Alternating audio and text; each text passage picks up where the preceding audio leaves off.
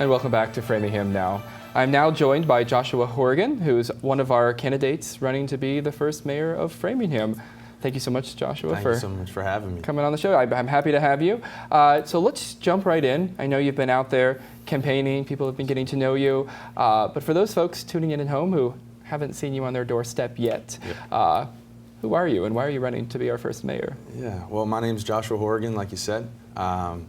Running for first mayor, we get that question a lot, why, right? And I think for a lot of people it's an ambition. I think for me it's a responsibility. My family's been here for 120 years collectively, so we've seen Framingham go through phase after phase after generation.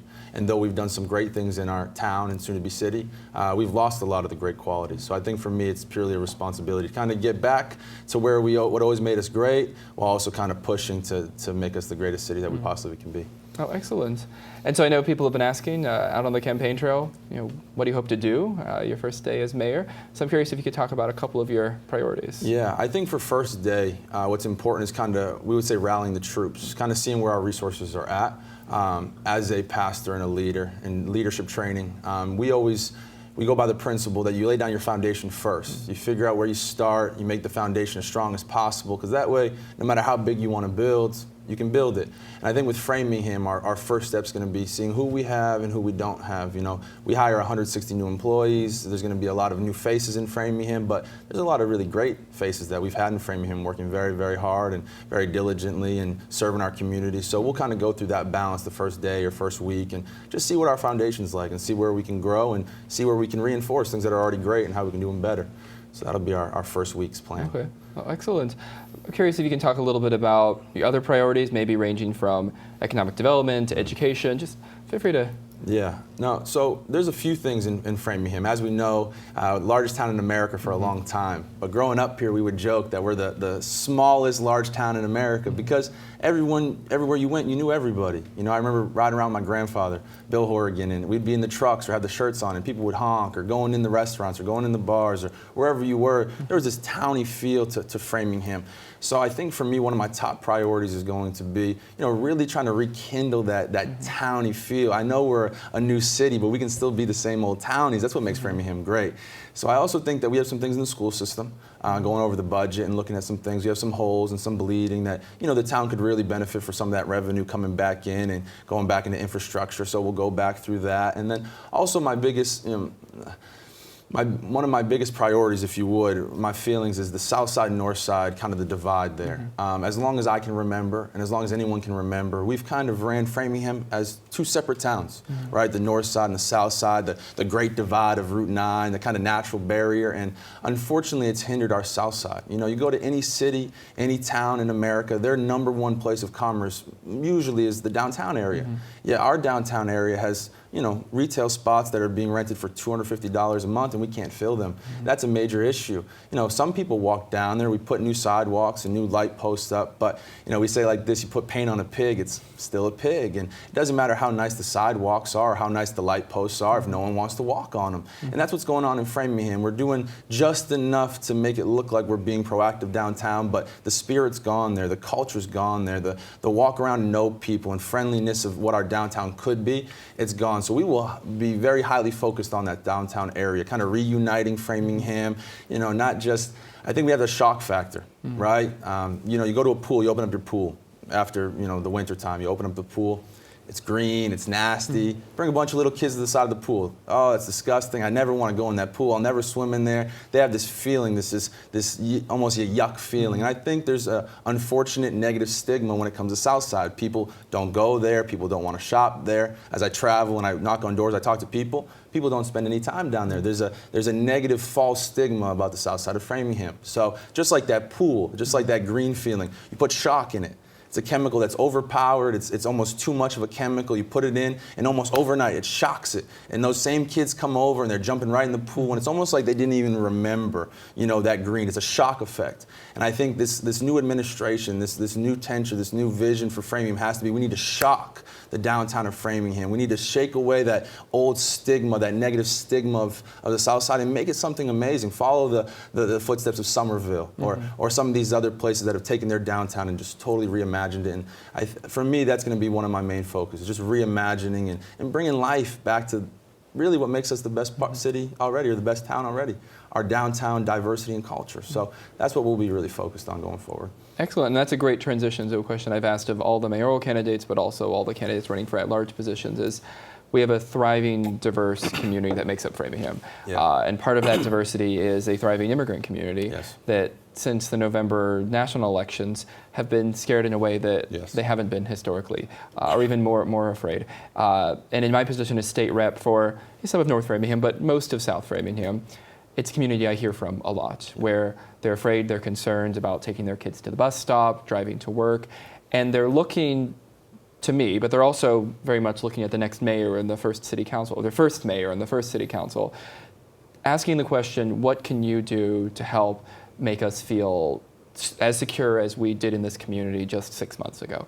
And I'm curious, as a candidate running for mayor, is there something you believe, or are there things you believe that Framingham could or should be doing to better protect its immigrant community? Absolutely. I think when you get to like the sanctuary city conversation, there's pros and cons on both sides. Growing up here, I can tell you I benefited in ways I could never articulate from growing up around the immigrant community. You know, growing up, I grew up on Bates Street, but I also spent time at Queensway before it was Hamilton and Saxonville. And I was probably one of the only, people with fair complexion there. You know, I grew up with a diverse group of friends, and it's tremendously it's affected my life in areas that I'm still learning, So I understand some of the fears that they have, and I understand both sides of the argument. On one side of the argument, we know that sanctuary cities make a city safer. I think there was a survey that said 70% of illegal immigrants say that they're less likely or not likely to contact the police in case of an emergency or a crime. San Francisco is a great example. They were one of the safest cities in the world already. They became a sanctuary city, and crime dropped even lower. They're one of the safest cities at the time in the world because when people feel safe and they can call the police, they do. The flip side of that is that there's illegal immigrants who commit crime after crime after crime, and they're protected. So I think in this conversation, we need to start talking about innovation, not just using the same old laws and the same old structure, but we need to take what's good about it and revamp it and kind of just progress it.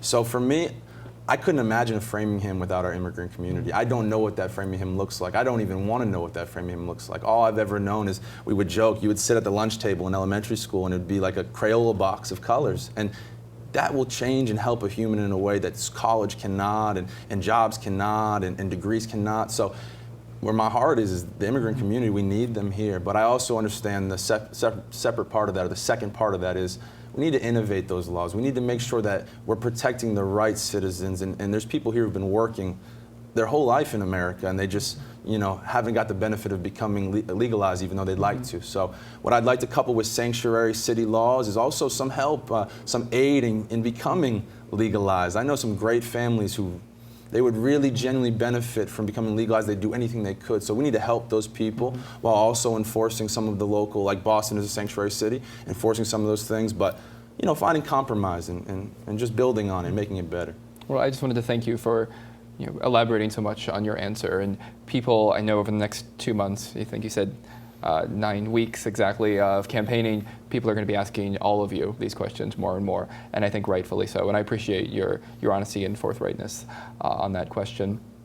Our time together always goes by faster than one would think.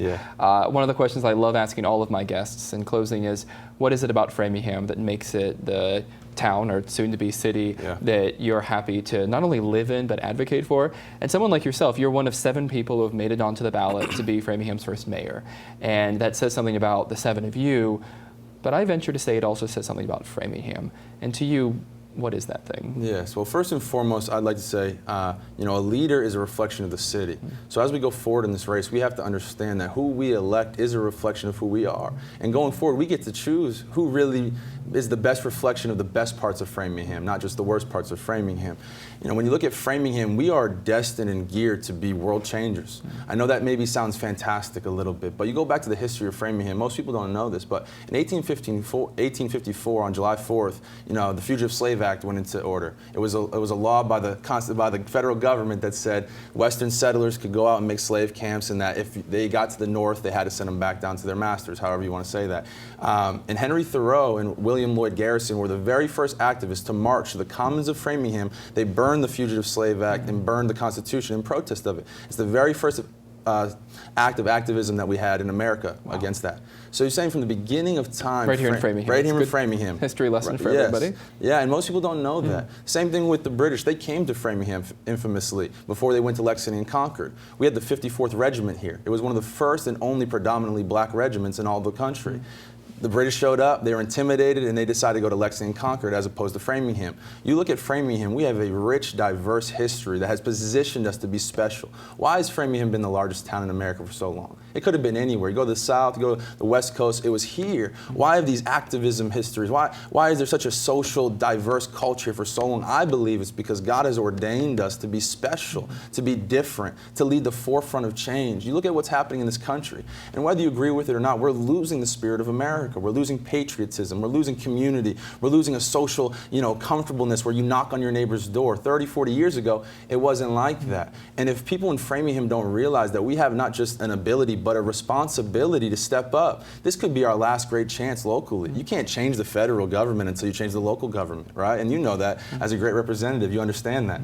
So as we go forward, what I want to compel people to understand is this is our window of opportunity to get back to our roots, while also being a beacon of hope. If Framingham can right the ship the right way and direct the ship in the right direction and choose humanity over maybe economics once in a while and choose the people over personal interest and gain, we could really be the city that begins to shape the Metro West, then ultimately influence Worcester and influence Boston. And whether people like it or not, the greatest minds, the biggest money, it all comes through Boston. We have the greatest schools in the world that come here. So we could be that influence on Boston that begins to influence New England and ultimately the country. And I don't think that's impossible. I don't think that's even difficult. I think the good people of Framingham need to commit to trying something different and being bold in that kind of direction. And I believe that I'm the mayor, the leader for that position. I believe that Framingham's worth fighting for because this country's worth fighting for. And there's no better town turning into a city that has the positioning or the potential to be those people. We're those people, and we have to continue to be those people. Well, excellent. Thank you so much. I think that's a great place to end. I wish you the best of luck over the next 2 months knocking on doors, as you just said. Your neighbors are going to see you and see you more often than they ever imagined seeing you, as will people in far corners of Framingham over the next couple months. For those tuning in at home, I hope you will watch all of my interviews with the mayoral candidates. Just a reminder that all 7 of them who have made it onto the ballot have been invited to come onto the show. We shared the questions in advance. We had a very similar conversation in advance to make sure that these conversations are as fair and equitable as possible. And I really do hope you will take the time over the next 2 months leading up to the September 26th primary, where the field will be narrowed down to 2, and those 2 journeying on to November 7th. I really do hope you'll take the time, open your door as they knock to talk about their campaign platforms, get to know all of them, and make an informed decision come this fall. Until next time, thank you so much. And thank you, Josh Buffer.